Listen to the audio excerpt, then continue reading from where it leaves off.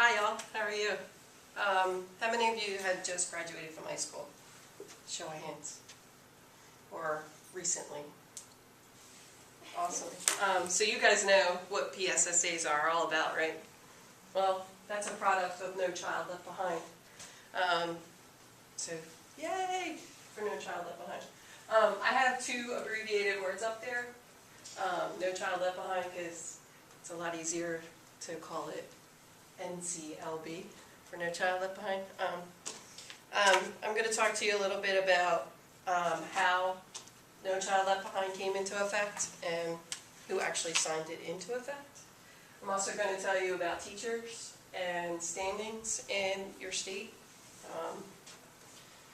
George W. Bush, actually in 2001, had said that education was a $10 billion investment, and he wanted to get students involved to get up to the percentage of foreign students in America, and so that they're on the same level as the foreign students.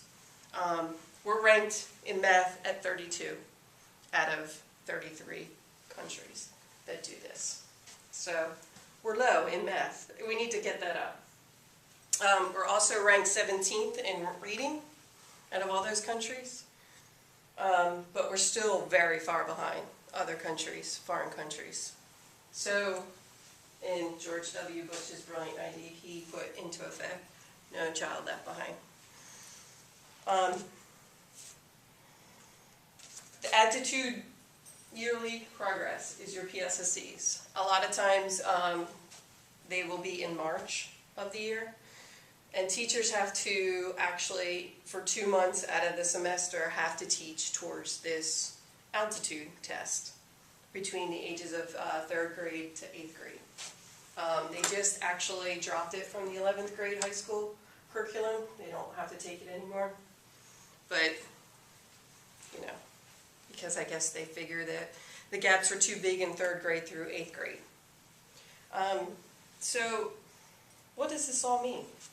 They want our students to be high-performing students to achieve in this country so they can get our technologies higher and our sciences and all that.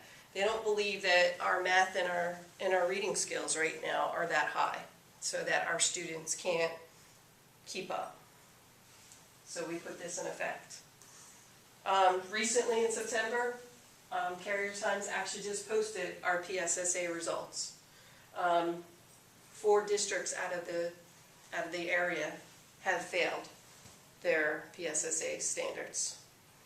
If you're at a 70 or above in the PSSAs, regardless if you're a disadvantaged student or if you're in a special ed student, you all have to take the same kind of test. There's no give or take in that area, so that's why a lot of our numbers are down. I have up here on the board the states that are in the districts for warnings. Ben Salem, Bristol, Bristol Township, Bucks County Technical High School, and Centennial all failed. If you're in any of those states or in any of those counties, sorry about that. We need to get these test grades and scores up, but if you're only teaching it two months out of the semester, how are we supposed to get those up? Is what the government thought that this would all take care of. We need to make accountable, the No Child Left Behind makes it accountable that we all have to have this standardized test. We have to have highly qualified teachers. And if we fail these tests, the federal government doesn't give them money.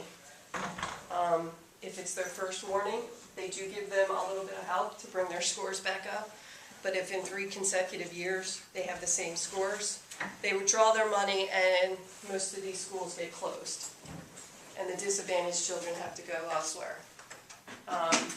In No Child Left Behind, they are allowed in that first year, if the scores are low, they are allowed to go to a different school that has a high-performing school, that has high-performing scores. So you're probably thinking, okay, that's a lot of technical stuff. The highly qualified teachers are supposed to have a college degree. In past times, teachers were allowed to not have a college degree. Now they're promoting with No Child Left Behind that they have to have a college degree. It has to be a bachelor's, and it has to be specifically in a specific area. It has to be in ages, well, they just changed the law where it has to be elementary through 4th, or 4th through 8th, and then 8th through high school. It's no longer where they share teachers between any of those age grades anymore, so it's very difficult for the counties to have subs in those areas, because all the new teachers now are only taught between those age groups. So it's very difficult when they come in. A lot of you have said that you recently came out of high school. What does this mean? It's just a lot of mumbo jumbo. It's very hard to get into it. It's very hard to understand the laws of No Child Left Behind. But the basic facts is that they spent $10 billion into this No Child Left Behind so that they could have these standardized tests for children between the ages of 3 and 8. And also for higher education, they're actually going to something like this. As you came into college, you had to take a placement test.